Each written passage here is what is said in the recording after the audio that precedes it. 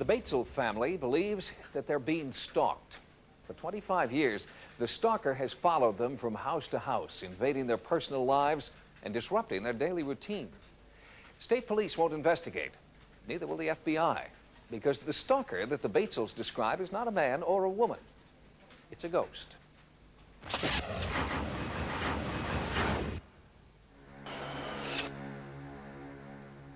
It's a very uncomfortable feeling. You're living in a home and you're not really alone. It's a feeling Beth Batesel has had for more than 25 years. It's harrowing. It's tiring. It's very frustrating. And it's a feeling the entire Batesel family shares. Since 1970, they have been on the run, pursued by strange, unseen forces that they do not understand.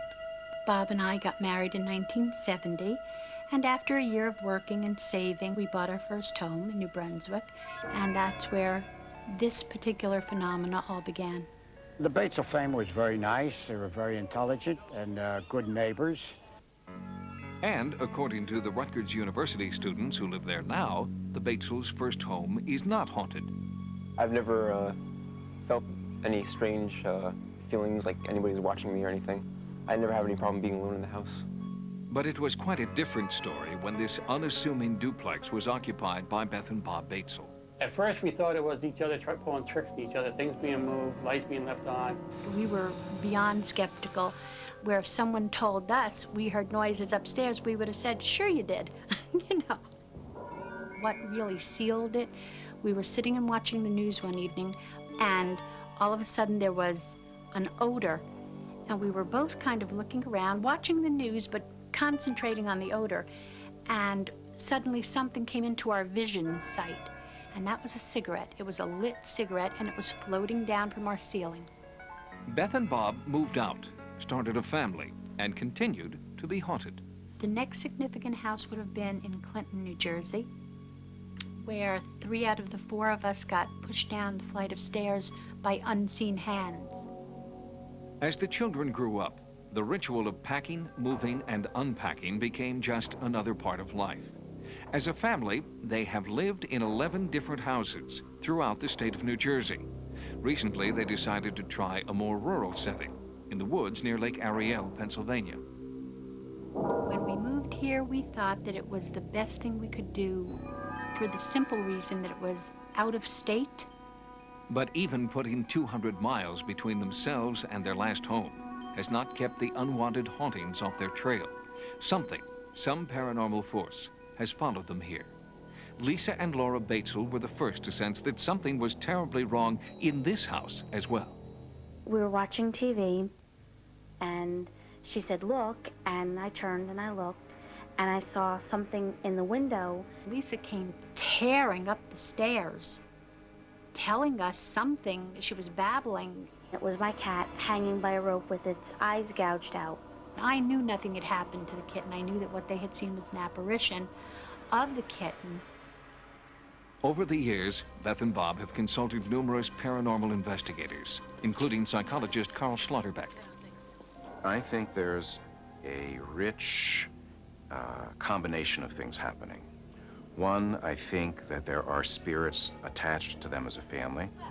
They're great hosts for people in bodies and outside of bodies. In their newest home, Schlotterbeck has taken hundreds of photographs and believes he has been able to capture evidence of spirit forms on film. It was highly irregular because they are things that I've never seen in photographs before. Even the large light that looks like it would be lens flare still doesn't fit the typical pattern of lens flare because there wasn't a source of light. The photos are an important document of the Batesel haunting, but for Beth, it feels like too little, too late. The ordeal over these last 20-odd years has very much affected me and my whole family and those who we know. Some people have become very frightened of us and are no longer our friends. Sightings asked psychic Peter James to consult with the Batesel family and try to make contact with the stalking spirits. Hello? Give me a sign that you're here. Identify yourself. Peter agreed with Carl Schlotterbeck's assessment. the Batesels were being followed by spirits. But Peter also sensed a strong force attached to this house in particular. I get the letter R first, then George, and then the last name that has a Y in it. Okay? That's correct. The original owner's name was George Robert Kenyon.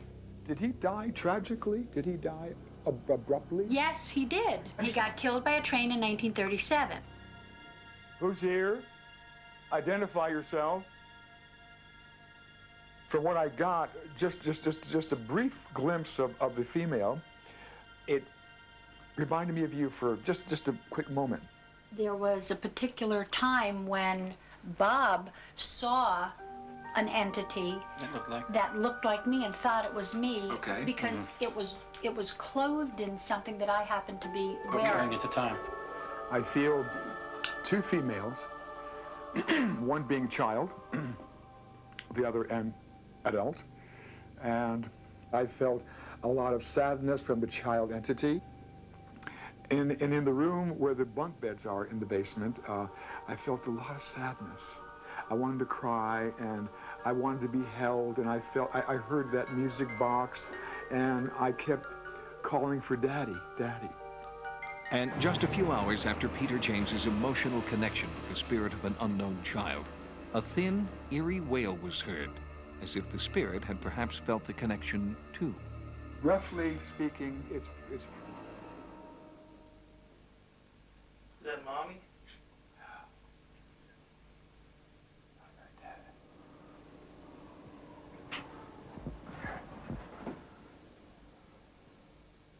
I hear, maybe I hear it just clairaudiently, but I hear this child saying, Daddy, Daddy, crying for Daddy. The faint, plaintive cry of a child was barely audible. Here is that same sound again, greatly amplified.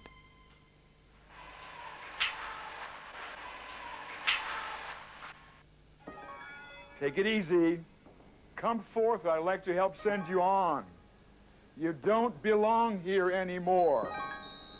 That night, Peter claimed to make contact with both of the spirits, and he came to believe that Beth Batesel is a kind of spirit magnet, unwillingly attracting lost souls. I think Beth is being stalked.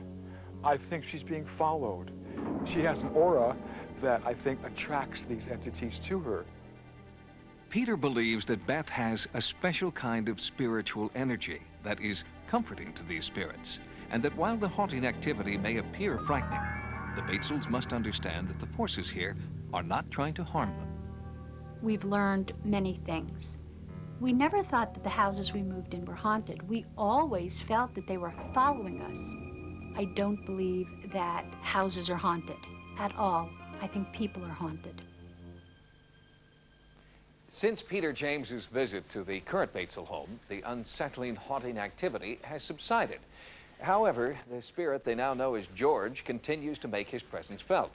The family believes that he may never leave entirely, but they have a better understanding of how and why he haunts them.